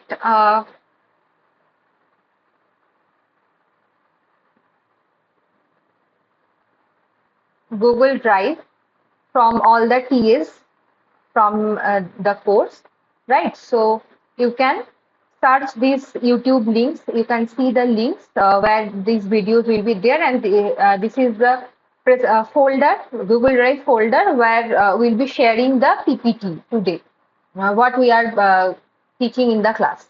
Okay, so from there you can access, from the portal itself you can access.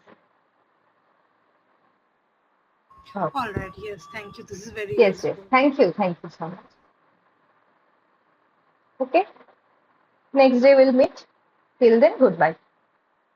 Yes, Yes. thank you so much. Yes.